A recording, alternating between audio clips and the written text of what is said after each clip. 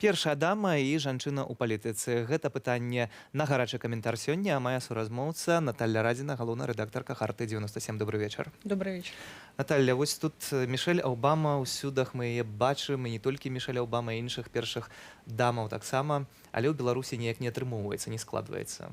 Ну почему? По-моему, очень даже складывается, даже дети появляются. Але адкуль? Ну вот тоже вопрос интересный. Мы знаем, что Лукашенко много любовниц. Свою жену свою он оставил у себя на родине, наверное, где-то. Или она сама не захотела с ним жить. Ну это говорит вообще о личности диктатора белорусского. Але калі казаць пра першую даму, ўсё ж такі функцыі вельмі важныя гэтай асобы таксама. Функция очень важная, но для Беларуси сегодня это не актуально, поскольку речь идет о том, что Мишель Обама, она законная жена легитимного президента, а в Беларуси правит диктатор, и поэтому кто бы с ним рядом не был, эта женщина не может быть первой леди. Але, Наталья, ёсць усё ж такі маркетынгавыя кампаніі, якія б маглі дарадзіць і скажам, што ў Беларусі ёсць інтэлігентныя жанчыны, няхай і з афіцыйных структураў, якія б маглі быць побач нават намінальна для того, каб прадстаўляць. Ну, Лукашенко кто-то посоветовал таскать с собой всюду своего сына малолетнего, а опять же незаконно рожденного, судя по всему. И на каких-либо мероприятиях он предпочитает появляться с моделями, певицами. Але гэта, вядома, гэта не першая дама, гэта заўсёды... Не ведаю, як гэта назваць увогуле. Як можна характарызаваць гэта? Но я не буду его говорить в прямом эфире, вы уж меня простите. Нецэнзурная? Абсолютно. Увогуле, калі казаць вось пра гэтых усіх жанчын, няўжо Лукашенко такі цікавы, як мужчына, што яны з'яўляюцца, ці проста з страху яны побач з ім?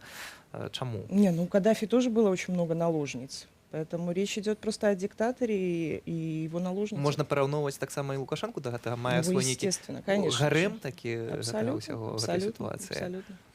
То бок, калі казаць пра гэтага Мікалая, які побач з ім заўсёды, гэта што? Гэта ніякі не протакол, ёсць жа таксама дыпламатычны протакол. Это несчастный ребенок, который забрали у его матери, матери не дают с ним встречаться, насколько мы знаем, да, насколько была информация, который Лукашенко использует в своих целях.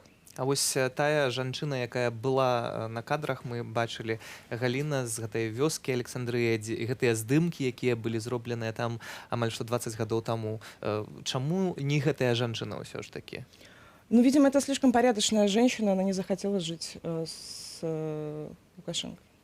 Але яны не ў разводзе, наколькі мы ведаем, таксама. Я не знаю этих перипетий, но у меня Галина Лукашенко меня вызывает симпатию, уважение тем, что она отказалась жить с Лукашенко, что она с ним не живет.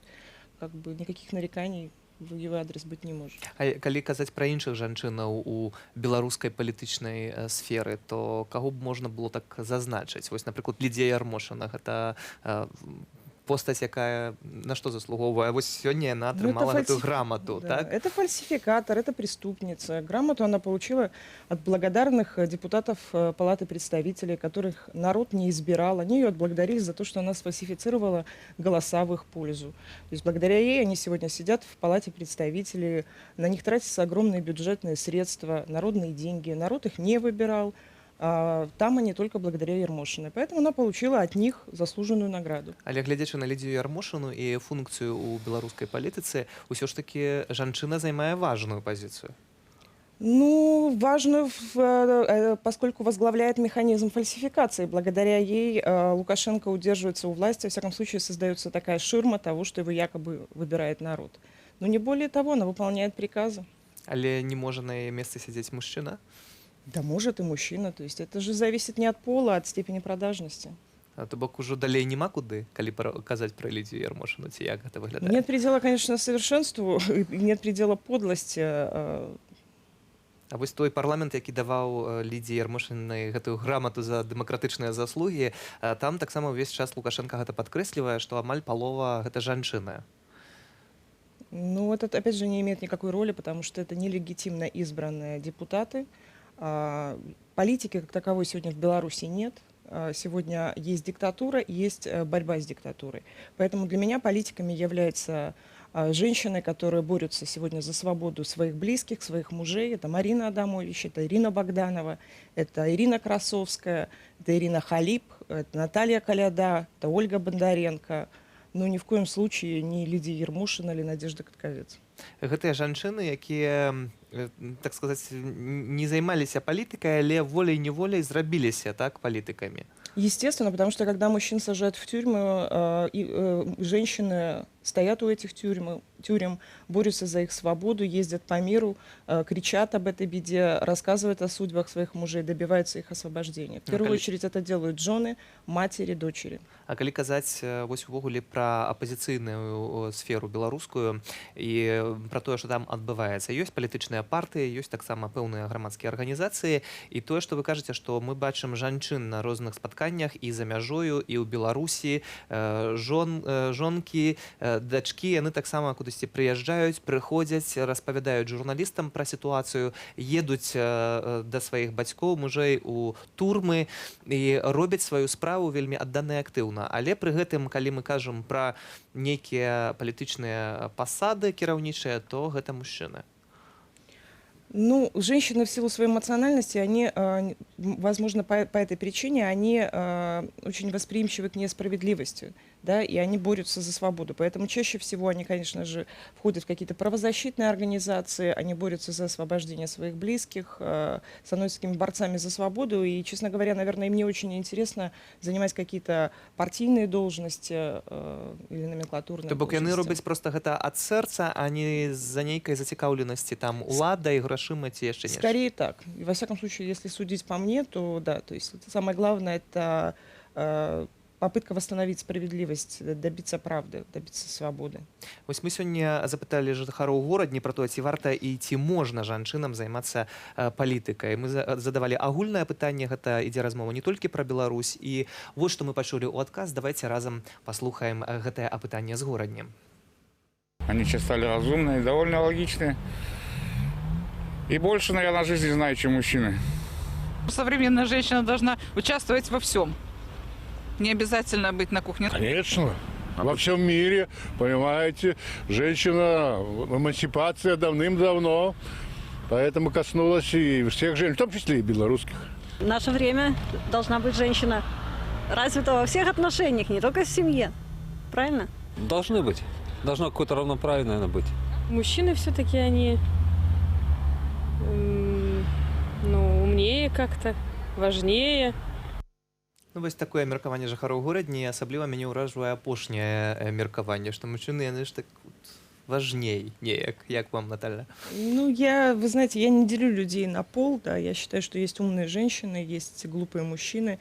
Это в зависимости от человека и его интеллектуального развития. Калі адштурхоўвацца ад гэтага апытання і не казаць ужо пра палітыку зараз, а пра сацыяльны асяродак, пра грамадства беларускае, то якая роля жанчыны ў беларускім грамадстве ўвогуле, як бы вы гэта характарызавалі? Ну, все-таки, прежде всего, женщина в белорусском обществе – это хранительница очага. И опять же, сегодня, как я повторюсь, когда мужчины идут в тюрьмы, если посмотреть, то политзаключенных мужчин значительно больше, чем политзаключенных женщин. 19 декабря, когда я попала в тюрьму, нас женщин было 3. Я, Ирина Халип и Настя Положенко. Остальные, больше 40 человек, это были мужчины. И когда мужчины сажают в тюрьмы, женщины становятся на их защиту. То бок, па сутнасці, разам з мужчынамі адбываюць гэтае пакаранне, таму што гэта не проста ты сядзіш дома, а увесь час... Да, я знаю, что Ольга Бондаренко, в принципе, отсидела свои 1,5 года вместе со своим мужем Дмитрием Бондаренко. Потому что она бесконечно ездила к нему в тюрьму, она переживала за него. Сегодня такой же срок, в принципе, отсиживает Марина Богданович, Настя Положенко за Дмитрия Дашкевича. То есть близкие переживают очень тяжело то, что происходит с их родными в тюрьме. То есть я могу сказать, что когда я была в тюрьме, я больше всего переживала не о себе, а о своей матери, как она будет воспринимать то, что я нахожусь в тюрьме. Мне самой не было страшно. А вот за мать я переживала, потому что я знала, что ей там на свободе тяжелее представлять, в каких условиях я нахожусь. А што датычыць перадвыбарчай сітуацыі? 2015 год, апазіцыйныя партыі гавораць пра адзінага кандыдата, зноў загаварылі, што яны пойдуць на выбары. И у этой ситуации, может, варто подумать про женщину-кандидатку?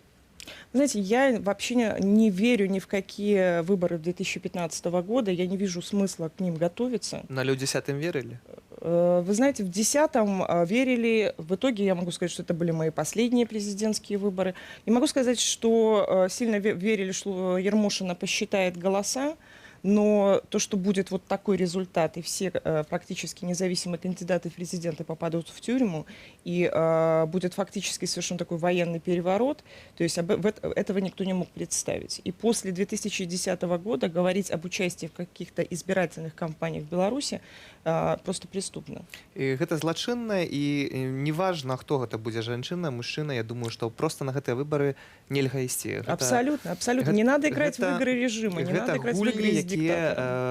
Гэта гульні, якія нам прапаноўвае рэжым, гуляць у іх, і вось тут ёсць нейкая СМС, вельмі цяжка ў нашым царстве дабіцца справядлівасці, але змагацца трэба. Вось напрыканцы нашай размовы такое СМС-паведамленне ад нашых гледачоў. Дзякуем за гэтую размову. Наталья Радзіна, галоўная рэдактарка Харты 97. Галоўная Харта 97. І галоўная Харта таксама. Дзякуй за гэтую размову.